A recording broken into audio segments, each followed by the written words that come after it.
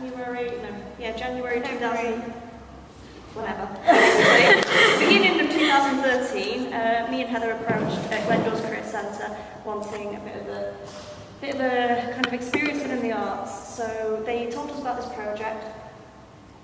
That's you.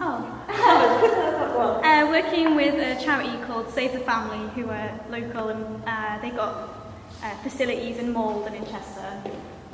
And we were working with their charity shop space. And we wanted to do something really creative and inventive and interesting with it that subverted stereotypes of what charity shops are like. And with this line, we wanted to kind of go for a bit more edgy kind of way of displaying recyclable clothing, items, gifts, all sorts. So we kind of took inspiration from places like Oxfam and keucha. Okay, so this is the shop as we got it.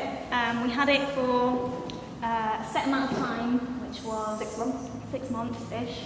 And as you can see, it was complete blank canvas when we got it. It looked like a public swimming pool with this nice white tiled floor. And it was just completely bare. So basically we got asked, what would you like to do with this space? So we ended up creating a house that people could buy the furniture, the artwork, everything. So we kind of laid it out that way. So this is kind of a bit of a montage moment where we're walking and quickly. Yeah, you've got to imagine Rocky is playing. Yeah. And then afterwards. Yeah, so we really did transform the place, and we did it using stock that had been donated already, that they already had, and contributions of artwork from local artists, students, people that we knew. And you can talk again, questions, slides. Anyways, so basically we got a lot of help. So stuff from marketing, which Mike was very nice enough when he was at Glendore. He was in the guild then, weren't you? One of Mike's many jobs. So yeah, we got a load of help, and we kind of made this shop. Okay, so what we've got here is we've got David Stetter, who runs Doodle Planet. So we had like an opening event when we unveiled the shop.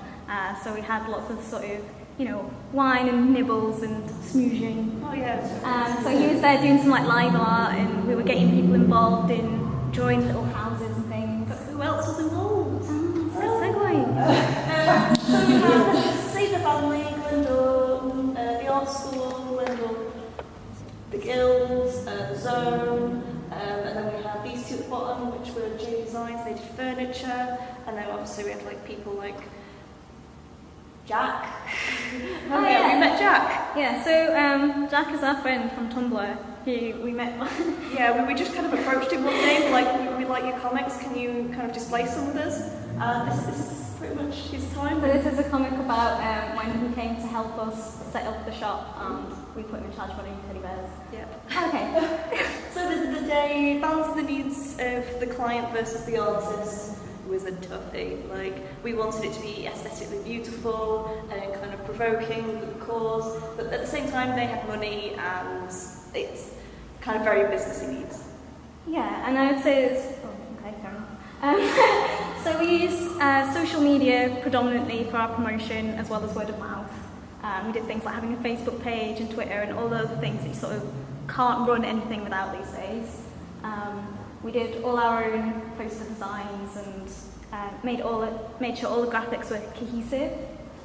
Yeah, also we made sure there was regular workshops and events to keep attracting more customers, even if they weren't particularly interested at the charity shop itself. We'd kind of supply artistic workshop. We had a drawing workshop, a writing workshop, and then we had a day where the youth group that they work with came in and they saw jewellery, made films. Yeah, and we ran a competition with the youth group that the charity works with to get kids to design artwork on the theme of home. So they did their own sort of pencil drawings, and then they came into Glyndŵr for a day, and we showed them how to use Adobe Illustrator to sort of render and colour their images. Then got them printed on giant banners, which I think might turn up somewhere else in this, I'm not sure. Yeah. If we were a business, there was a lot of talk, especially we did this kind of in line with our ambassadors at the time. Yeah, so this is all contributing towards our university project. Yeah, so we looked at stuff like how much we pay, also the results of how well we did in sales. So I think overall we ended up making in sales, was it? I can't remember. I think it's £300 altogether, but then they got approached by a graphic design company that says, you know, we really like it's the... more than that. But, No, wait, listen. So we got approached by a graphic design company and they were like, oh, we love your colour scheme and everything you've done with them. Would you like help revamping the way the charity looks? And so, contributing factors, that they just love the overall theme. So because of us, they got a £10,000 worth of website for free. So, okay, so why should you do things like homes? So, like, you could just have a charity shop and it would serve the function of being a charity shop. It would raise money for your charity. But by creating an artist-based project like this, we were able to sort of network and what? Oh, this is really quick.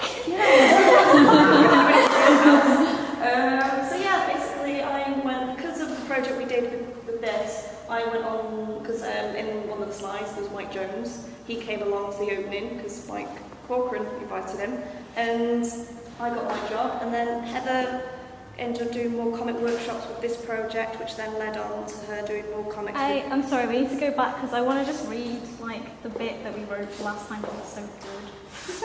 Because this is the boring slide with the image sources on. So it's not boring. Yeah. I just want. It's not actually important. I just know that it's the most effort that we put on any of these slides, so I want to read it. Where is it? There you go. There you go.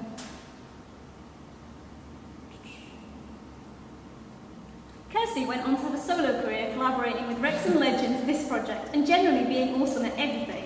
Heather went on to pursue her true passion, saving the world by making one comic at a time. Bloody good comics at that. As for Jack, we still pay for his friendship by buying him ice cream. There we go.